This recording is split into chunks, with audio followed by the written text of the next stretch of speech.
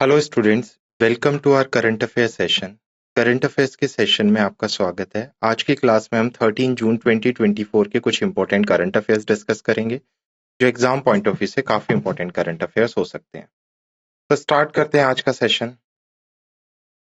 आज की क्लास में सबसे पहले हम कुछ इंटरनेशनल न्यूज देखेंगे, कुछ अंतर्राष्ट्रीय समाचार देखेंगे। अंतर्राष्ट्रीय समाचार में हम डिस्कस करेंगे इंटरनेशनल लेवल पे अगर कोई भी मीटिंग्स हुई है, कोई अपॉइंटमेंट हुआ है तो वो कवर करेंगे। Then we will discuss some important national news, कुछ राष्ट्रीय समाचार देखेंगे, कुछ बैंकिंग और वित्तीय समाचार देखेंगे, डिफेंस से रिलेटेड न्यूज देखेंगे। उसके बाद हम डिस्कस करेंगे कुछ विज्ञान और प्रौद्योगिकी समाचार, साइंस एंड टेक्नोलॉजी से रिलेटेड जो भी न्यूज बन रही हैं। कुछ स्पोर्ट्स न्यूज हम कवर करेंगे, खेल समाचार देखेंगे।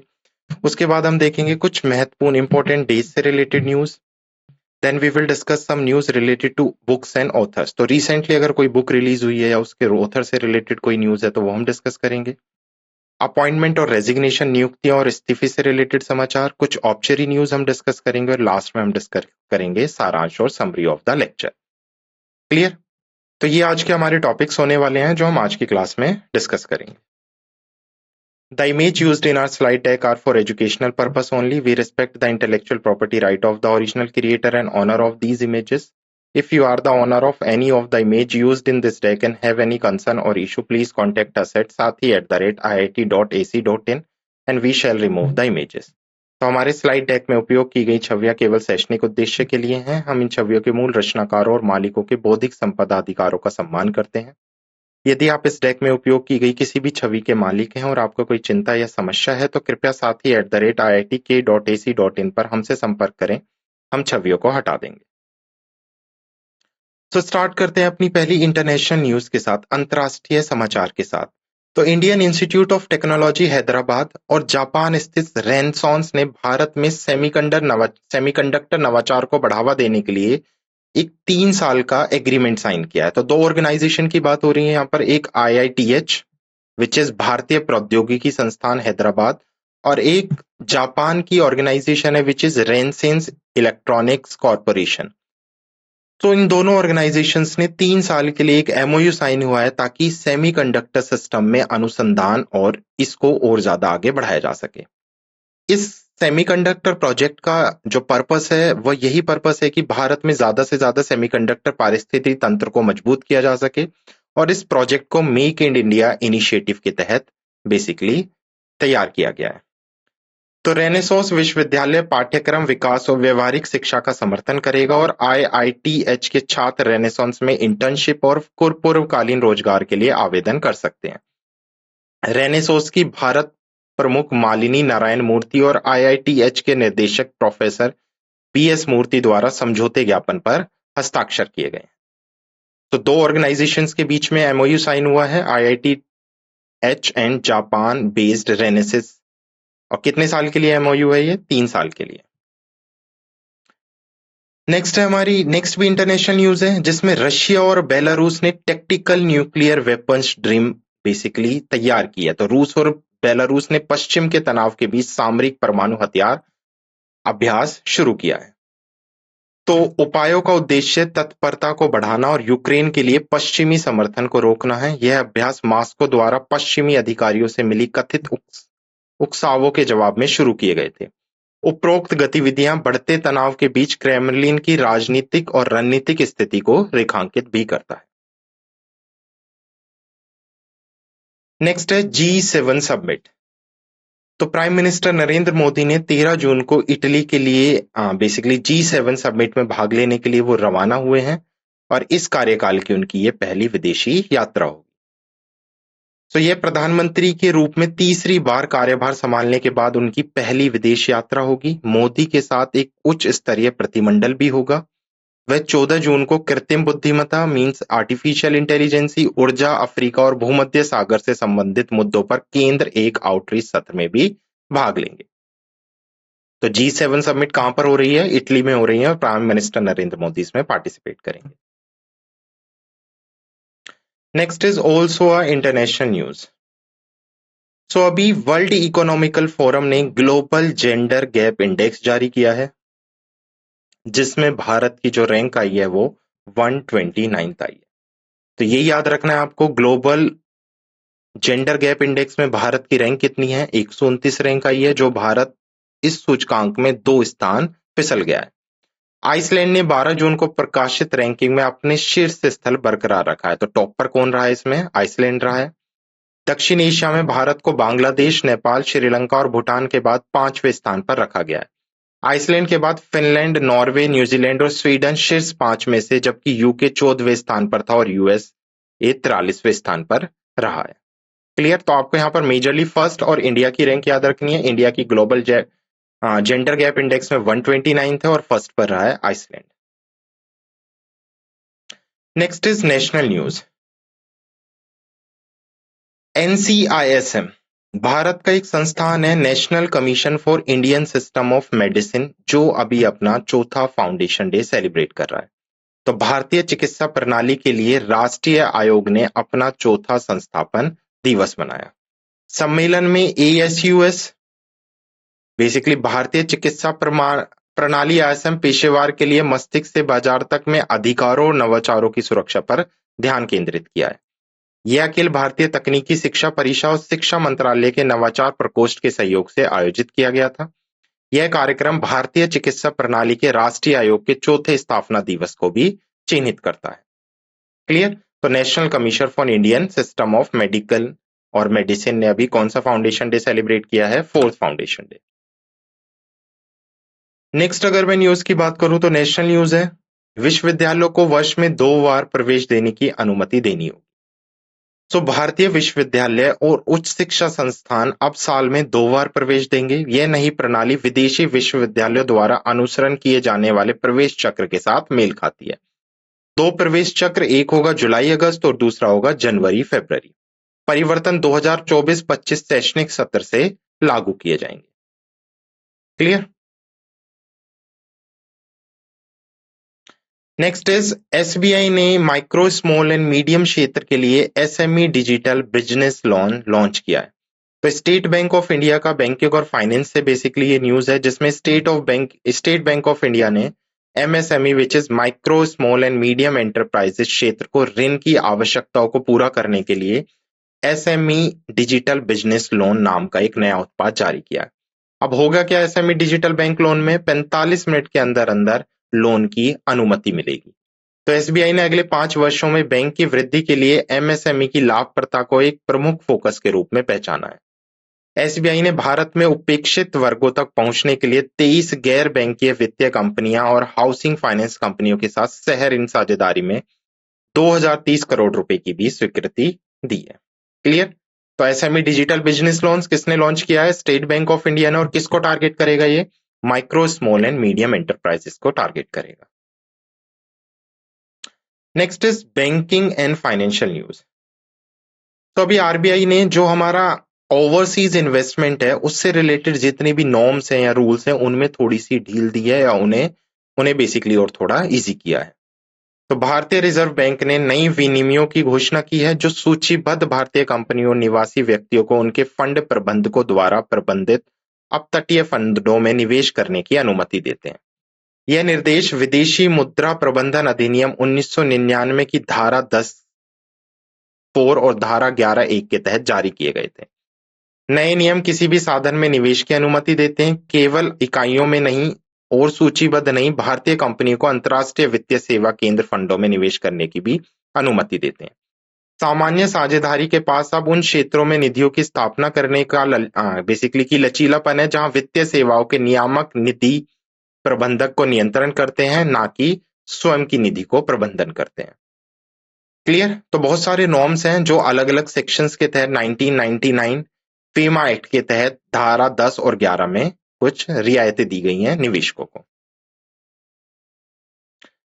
नेक्स्ट, जीडीपी प्रेडिक्शन से रेट बेसिकली क्वेश्चन है या न्यूज बन रही है, जिसमें वर्ल्ड बैंक ने प्रेडिक्ट की है फाइनेंशियल ईयर 2025 के लिए भारत की जीडीपी ग्रोथ रेट 6.5%। तो विश्व बैंक की द्विवार्षिक रिपोर्ट वैश्विक आर्थिक संभावना जून 2024 ने फाइनेंशियल ईयर 2025 के लिए भारत की जीडीपी वृद्धि का अनुमान 6.4% से बढ़ाकर 6.6% कर दिया। तो पहले वर्ल्ड बैंक ने क्या किया था? इसे 6.4 प्रेडिक्ट किया था और अभी कितना किया है? 6.6%।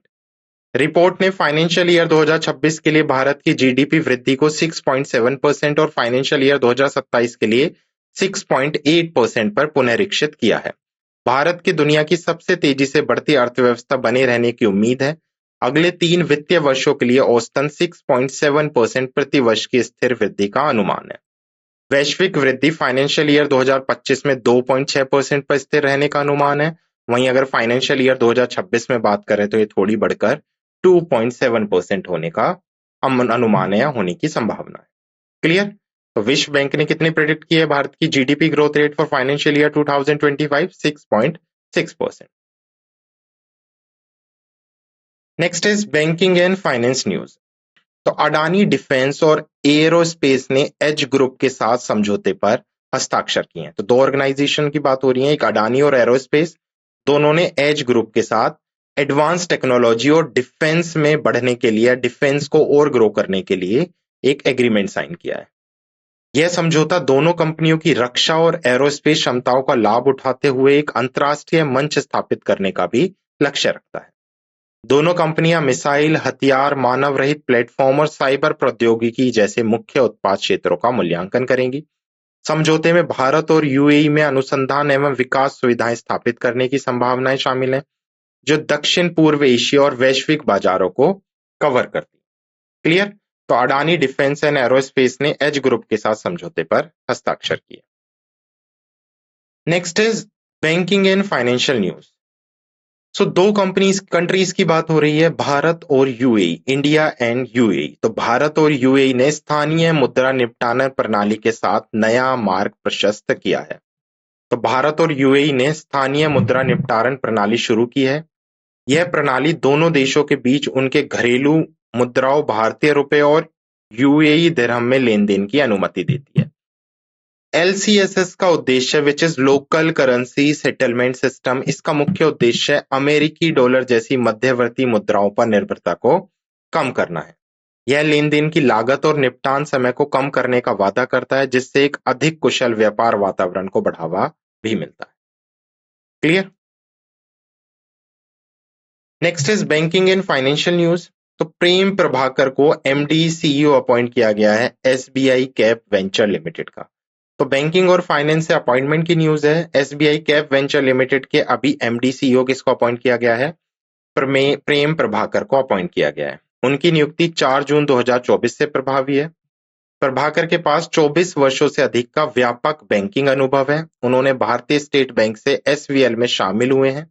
तो उन्होंने जो SVL ज्वाइन किया है वो स्टेट बैंक ऑफ इंडिया से ज्वाइन किया है, जहां उन्होंने महाप्रबंधन और मुख्य डीलर सहित विभिन्न वरिष्ठ पदों पर अपनी भूमिका निभाई है। क्लियर?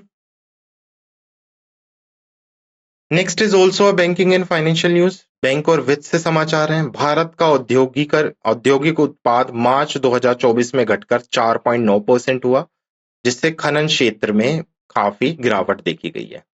तो भारत का जो इंडेक्स ऑफ इंडस्ट्रियल प्रोडक्शन है, जो औद्योगिक उत्पाद सूचकांक है, वो मार्च 2024 में 4.9% की वृद्धि दर्ज कर चुका है। यह मुख्य रूप से खनन क्षेत्र में गिरावट के कारण मामूली मंदी को भी दर्शाता है। फरवरी 2024 में 5.6% की मजबूत वृद्धि के बाद गिरावट आई है। मार्च 2023 में देखी गई 1.9% वृद्धि के साथ यह तीव्र विरोधाभास भी है। क्लियर? तो औद्योगिक उत्पाद भारत का मार्च में घटा है। नेक्स्ट है, इन्फोसिस शीर्ष 100 सबसे मूल्यवान वैश्विक ब्रांडों में शामिल हुआ है। सो इन्फोसिस ने दुनिया के 100 सबसे मूल्यवान ब्रांडों में अपनी जगह बनाई है। यह मान्यता कांतार से आती है, जो एक प्रमुख विपणन, डेटा और विश्लेषण व्यवसाय है। इन्फोसिस ने लगातार तीसरे वर्ष यह रैंकिंग हासिल की है। इन्फोसिस की पहचान एक वैश्विक ब्रांड पावर हाउस के रूप में मजबूत करती है। तो top 100 most valuable global brand में किसको शामिल किया गया है? इन्फोसिस को।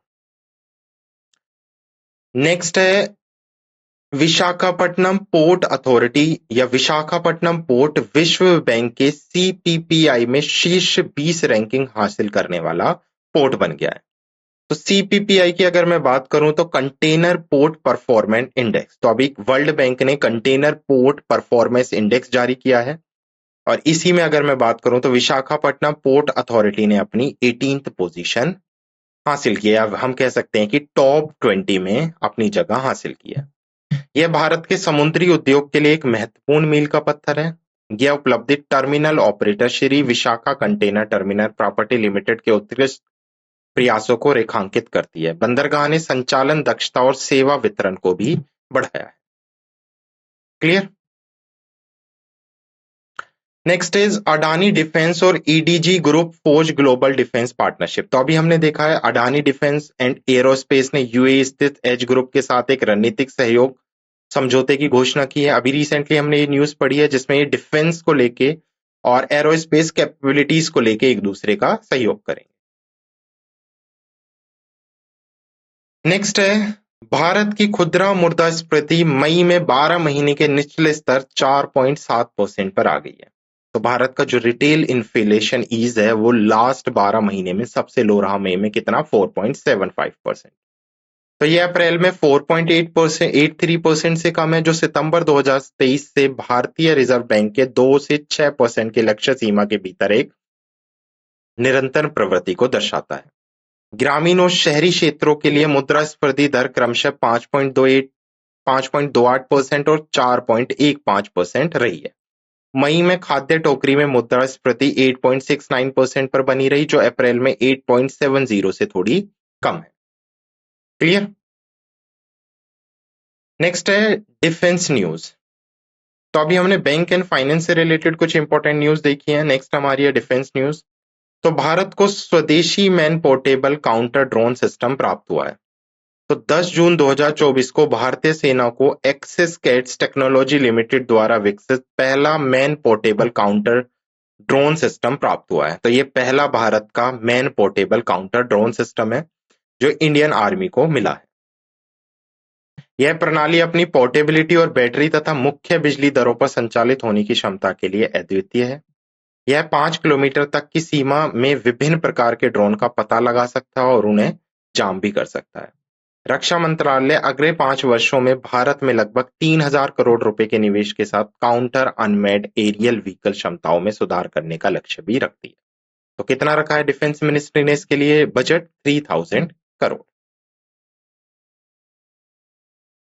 Next is also a defence news. तो डिफेंस न्यूज आ रही है LSAM-13 विच इज यार्ड 81 का प्रक्षेपण 08X मिसाइल कम गोला बारूद बाज परियोजना की 5वीं बार्स। तो मिसाइल कम गोला बारूद बाज विच इज LSAM-13 यार्ड 81 का प्रक्षेपण 10 जून 2024 को किया गया। यह 08X मिसाइल कम गोला बारूद बाज परियोजना का 5वां बार्स है। तो कौन सा बार्ज है? ये 5वां बार्ज है। यह barge MSME shipyard Emsecon engineering project private limited के थ्रू बनाया गया है, जो विशाखापट्टनम द्वारा भारतीय नौसेना का एक अंग है। लॉन्चिंग समारोह बेसिकली जो लॉन्च किया गया है, ये जो समारोह है, इसकी अध्यक्षता कमांडर मनीष विंग जो महाप्रबंधक है गुणवत्ता आश्वासन ND ने की है। क्लियर। नेक्स्ट है संयुक्त राष्ट्र ने 2025 को अंतर्राष्ट्रीय क्वांटम विज्ञान और प्रौद्योगिकी वर्ष घोषित किया है। तो यूनाइटेड नेशन डिक्लेरेशन है 2025 के लिए quantum science and technology year के रूप में इसे सेलिब्रेट किया जाएगा। यह पहल बुनियादी विज्ञान और विज्ञान शिक्षा में राष्ट्रीय क्षमताओं को मजबूत करने का लक्ष्य रखती है। घोषणा का समर्थन लगभग 60 देशों और प्रमुख वैज्ञानिक संघों द्वारा किया गया था। उसके साथ साथ IYQ संचालन समिति क्वांटम विज्ञान और प्रौद्योगिकी के योगदान को उजागर करने के लिए विश्व भर में शैक्षणिक और उत्सव कार्यक्रमों की योजना भी बनाती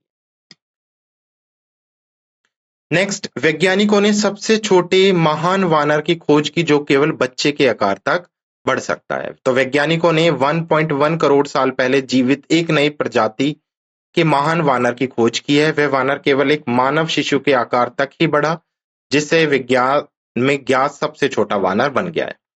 अब विलुप्त हो चुकी वानर प्रजाति का नाम ब्रोनियम मैनफ्रेड शिमरिड रखा गया है। वह बवेरियन में हेमशिपमिड जीवाश्म स्थल पर खोजा गया है।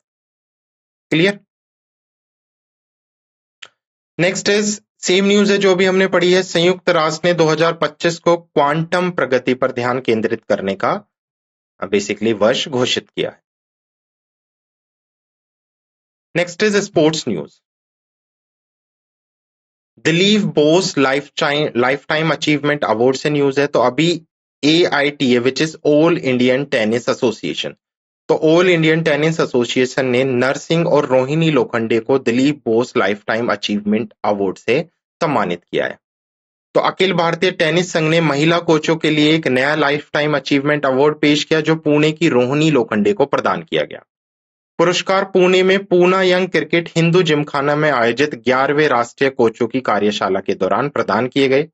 नरसिंह ने दिल्ली लॉन टेनिस एसोसिएशन के साथ काम किया है और AITA कोचेस एजुकेशन के प्रशासन के रूप में सेवा दी है, जबकि Rohini Lokhande national institute of sport से क्वालिफाई करने वाली पहली महिला टेनिस कोच थी। क्लियर? तो याद रखना है, Dilip Bose life time achievement award Narsingh और रोहिणी लोखंडे को दिया गया है। नेक्स्ट स्पोर्ट्स न्यूज है, फ्रेंच ओपन 2024। चार बेसिकली हमारे ग्रैंड स्लैम होते हैं, जिसमें से one of the French open है। तो अभी पुरुष एकल खिताब कार्लोस अल्कराज ने जीता है और महिला एकल में ईगा स्विटेक ने खिताब जीत लिया है। तो स्पेनिश टेनिस खिलाड़ी हैं कार्लोस अल्कराज, जिन्होंने जर्मनी के अलेक्जेंडर ज्वेरेन को हराकर फ्रेंच ओपन 2024 का खिताब जीता है। वहीं पोलैंड की विश्व नंबर 1 ईगा स्विटेक ने महिला एकल खिताब जीत लिया है, जो उनका चौथा फ्रेंच ओपन खिताब और 5वां ग्रैंड स्लैम है। उसके साथ साथ मार्सेले अरोवालो और माटे पाविच ने पुरुष युगल मींस मिक्स डबल मेंस में खिताब जीता है, जबकि कोको गॉफ और कतेरिया सिनेवा ने महिला युगल में खिताब जीता है। लोरा सिगमेंट और एडुआर्ड ने मिश्रित युगल में खिताब जीता है। तो यहाँ पर बेसिकली 5 कैटेगरीज बन सकती हैं, एक single man, single women, double man या मिक्स मैन डबल व्यूमेन, और एक मिक्स्ड बेसिकली कैटेगरी बनती है या मिक्स्ड डबल टाइटल कैटेगरी बनती है। नेक्स्ट है ISSF वर्ल्ड कप 2024। तो सरबजोत सिंह ने स्वर्ण पदक जीता और स्विफ्ट कौर समरा ने कांस्य पदक जीता है। भारत ने 2 पदकों के साथ ISSF वर्ल्ड कप समाप्त किया। तो भारत ने म्यूनिक, जो जर्मनी में आयोजित ISSF विश्व कप 2024 की पदक तालिका में 2 पदक जीते हैं, जिसमें से एक स्वर्ण पदक जीता और एक कांस्य पदक जीता है। और उसके साथ साथ भारत का स्थान कौन सा रहा है मेडल टैली में? तीसरा स्थान रहा है। सरबजोत सिंह ने पुरुष की 10 मीटर एयर पिस्टल श्रेणी में स्वर्ण पदक जीता। वहीं स्विफ्ट कौर समरा ने महिलाओं की 50 मीटर राइफल 3 पोजीशन श्रेणी में कांस्य पदक जीता है। चीन 11 पदकों के साथ पदक तालिका में शीर्ष स्थान पर रहा। इसके बाद नॉर्वे 3 पदकों के साथ दूसरे स्थान पर रहा है। Clear? Next is important day news. तो पहला संयुक्त राष्ट्र अंतर्राष्ट्रीय खेल दिवस कब सेलिब्रेट किया गया? 11 जून 2024 को। तो इस दिन का मुख्य उद्देश्य मानव विकास और कल्याण में विशेष रूप से बच्चों के लिए खेल की महत्वपूर्ण भूमिका को संरक्षित, प्रोत्साहित और प्राथमिकता देना है। 25 मार्च 2024 को संयुक्त राष्ट्र महासभा ने 11 जून को अंतर्राष्ट्रीय खेल दिवस घोषित करने का प्रस्ताव रखा था। यूनिसेफ का अनुमान है कि वैश्विक स्तर पर 5 वर्ष से कम आयु के लगभग 400 मिलियन बच्चे नियमित रूप से घर पर हिंसक अनुशासन का सामना करते हैं। क्लियर? तो United nation international day of play. Next है बाल श्रम के खिलाफ विश्व दिवस 12 जून। तो 12 जून को हम संयुक्त राष्ट्र द्वारा बाल श्रम के खिलाफ विश्व दिवस सेलिब्रेट कर रहे हैं, जिसका उद्देश्य बाल श्रम को रोकने के लिए जागरूकता फैलाना है। इस बार की अगर हम थीम की बात करें तो थीम है आइए अपनी प्रतिबद्धता पर कार्य करें, बाल श्रम समाप्त करें। इस दिन की शुरुआत 2002 में अंतर्राष्ट्रीय श्रम संगठन द्वारा की गई थी। अंतर्राष्ट्रीय श्रम संगठन सामाजिक न्याय और अंतर्राष्ट्रीय स्तर पर मान्यता प्राप्त मानव और श्रम अधिकारों को बढ़ावा देने के लिए समर्पित है। क्लियर? नेक्स्ट इज अंतर्राष्ट्रीय अल्बिनिज्म जागरूकता दिवस 2024। तो 13 जून को अंतर्राष्ट्रीय अल्बिनिज्म जागरूकता दिवस के रूप में बनाया गया। यह दिन अल्बिनिज्म, जो एक दुर्लभ आनुवांशिक रूप से विरासत में मिली स्थिति के बारे में जागरूकता बढ़ाने के लिए समर्पित है। इस वर्ष की अगर हम थीम की बात करें तो 10 ईयर ऑफ IAAD। तो IAAD के 10 वर्ष, सामूहिक प्रगति का एक दशक। तो पिछले दशक में अल्बिनिज्म के साथ जी रहे व्यक्तियों के लिए समझ, स्वीकृति और समर्थन को बढ़ावा देने के लिए किए गए सामूहिक प्रयासों को यह थीम उजागर भी करती है। तो अंतर्राष्ट्रीय albinism awareness day 2024 celebrated on 13th of June. Next है बुक्स एंड ऑथर। तो बिल गेट ने, जो माइक्रोसॉफ्ट के को-फाउंडर हैं, अपनी आत्मकथा जिसका नाम है सोर्स कोड, उसका अनावरण किया है, जो मार्केट में 4 फरवरी 2025 को अवेलेबल होगी। तो समरन उनके प्रारंभिक जीवन और 1975 में पॉल एनर्स के साथ माइक्रोसॉफ्ट की स्थापना पर केंद्रित होगा। पुस्तक की बिक्री से होने वाले सभी आय को गैर लाभकारी यूनाइटेड वे वर्ल्ड वाइड को दान कर दिया जाएगा। यह पुस्तक आधुनिक युग के सबसे प्रभावशाली व्यापारिक नेताओं और परोपकारियों में से एक की उत्पत्ति की कहानी प्रदान करने का उद्देश्य भी रखती है। नेक्स्ट है विजय भारती सयानी ने एनएचआरसी भारत की कार्यवाहक अध्यक्ष के रूप में कार्यभार संभाला है। तो विजय भारती सयानी को 2 जून 2024 से प्रभावी भारत के राष्ट्रीय मानवाधिकार आयोग की कार्यवाहक अध्यक्ष नियुक्त किया गया है। उन्होंने न्यायमूर्ति अरुण कुमार मिश्र से पदभार ग्रहण किया, जिनका कार्यकाल 1 जून 2024 को समाप्त होगा। सयानी दिसंबर 2023 से एनएचआरसी के सदस्य के रूप में सेवा कर रही हैं और तेलंगाना उच्च न्यायालय में एक अधिवक्ता के रूप में भी कार्य करती हैं। न्यायमूर्ति मिश्रा ने जून 2021 में एनएचआरसी के अध्यक्ष के रूप में सेवा दी है और भारत के सर्वोच्च न्यायालय के न्यायाधीश सहित विभिन्न महत्वपूर्ण पदों पर भी वो रही हैं। तो Vijay Bharati Sayani basically national human right commission की एक्टिंग चेयरपर्सन अपॉइंट की गई हैं। नेक्स्ट है बांग्लादेश के सेना प्रमुख के रूप में लेफ्टिनेंट जनरल वाकर उज जमान नियुक्त किए गए हैं। तो बांग्लादेश के अगले सेना प्रमुख के रूप में लेफ्टिनेंट जनरल वाकर उज जमान को नामांकित किया गया है। वह जून 23 को 3 साल के कार्यकाल के लिए कार्यभार संभालेंगे। लेफ्टिनेंट जनरल कमार 58 जिस दिन वे कार्यभार संभालेंगे, उन्हें 4 सितारा जनरल के पद पर पदोन्नत किया जाएगा। उनकी नियुक्ति की घोषणा 11 जून को की गई है। Next is obituary news. Indian biologist हैं और वाइल्ड लाइफ कंजर्वेटिव थे और एक्टिविस्ट थे AJT जोन सिंह, जिनकी अभी 78 वर्ष की उम्र में कर्नाटका में निधन हो गया। वे जिम कॉर्बेट की कहानियों से गहराई से प्रभावित थे और भारतीय वन्यजीव संस्थान में एक संकाय सदस्य के रूप में भी शामिल हुए थे। जोन सिंह ने कलकड़ मुंडनथुराई टाइगर रिजर्व की स्थापना में महत्वपूर्ण भूमिका निभाई और सरिस्का टाइगर सेंचुरी में बाघों की मौत का पर्दाफाश भी किया था। उन्होंने वन्यजीव संरक्षण पर 70 से अधिक वैज्ञानिक पत्र और 80 से अधिक लोकप्रिय लेख लिखे और पद्मश्री सहित कई पुरस्कार भी प्राप्त किए। क्लियर? तो ये थे हमारे 13 जून 2024 के इंपॉर्टेंट करंट अफेयर्स जो हमने डिस्कस किए। Now let's quick revise the session.